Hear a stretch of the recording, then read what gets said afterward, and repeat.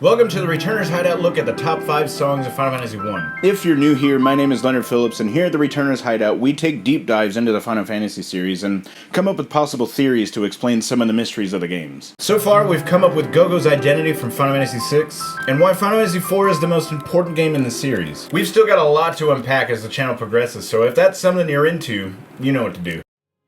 Where do you even start when talking about music in the Final Fantasy series? I mean, the composer Nobuo Uematsu is quite frankly a genius when it comes to getting emotion out of the player with music. From the simple arrangement of the prelude all the way to the lush orchestral sounds of Final Fantasy X, he has created some of the best music in gaming, period.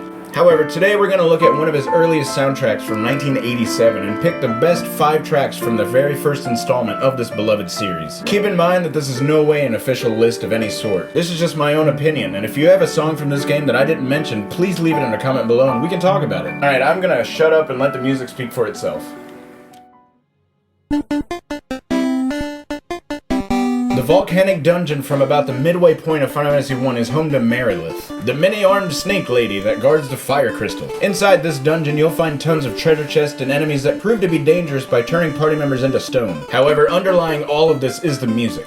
Set in the key of D minor, the song begins by punctuating the heat generated by some of the inner workings of the volcano, with stabbing notes in the melody known as staccato notes. Even the bass notes are staccato, and it really drives home the danger that lies within the volcano. After the main melody plays, the stabbing melody is underlined with slightly longer held notes, similar to the way the small rocks lie within the flowing lava rivers. Then everything comes into play, showcasing a slightly more fanfare type of melody and arrangement that almost indicates the victory of retrieving the crystal and beating this dungeon. I know it's at the bottom of the list, but it's nowhere near an awful track.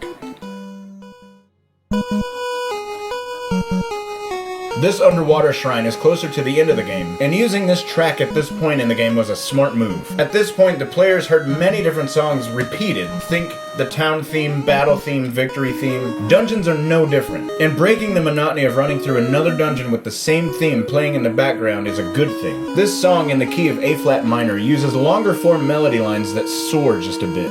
Bass punctuates the first part of the song again, just like in Mount GULG, indicating the sharpness of some of the enemies that reside down here, such as the sharks. In the second part of the song, everything comes a bit more staccato and pronounced, like it's begging to be felt by the player until it then slides down to the resolution, like the player sliding to the bottom of the sea floor to explore this shrine.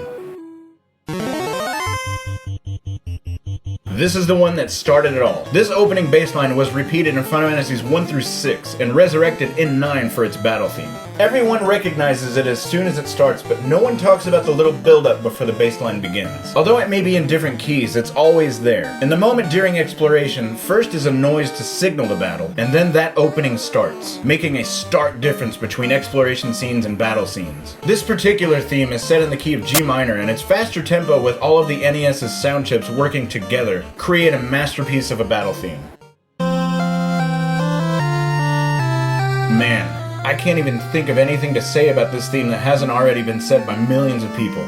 It feels almost like a graduation song, like you've completed something huge, but in this case it plays during the opening. I'll cover this more in another video, but it plays right after you save Princess Sarah. It's important to note that games at the time ended when the player rescued the princess. This game just begins at that point, and I believe that's why this particular scene plays at this particular part.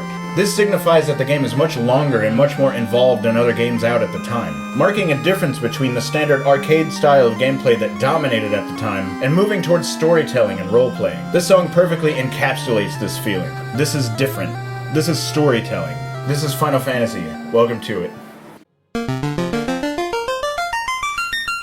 I chose this one as my top song from this game, as it's synonymous with the entire series. As soon as players pop this game into the NES and boot it up, this is the first song ever heard by potential Final Fantasy fans. And it's fairly easy to play on a piano or a keyboard. Give me 30 seconds and I can teach it to you also. No musical knowledge required. Alright, see here, it looks daunting with all of these keys. But note these 3 and these 2 repeat. Everything repeats. So this note is also this note, but in a higher octave. So find the 2 keys, and then the one just before it is a C note. Play it and the 2 notes after it. Skip this key and play this one. Repeat over and over, and then falling back down onto the same notes but in reverse order, and bam, you've got half the prelude. Move everything down a couple of keys and you can play the entire theme. Easy! However, this game's prelude is in B flat. Don't mind that, it's all good. Play it in C and you're good.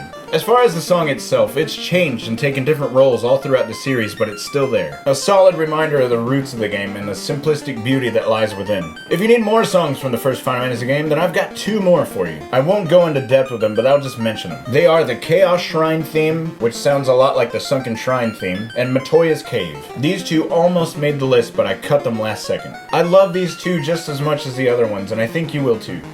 But what do you think? Leave a comment stating your favorite song from this game, or tell me if I missed your favorite one. Lastly, if you're completely new to the series and you don't know where to start, go ahead and check out this video where I kind of make it easier to decide.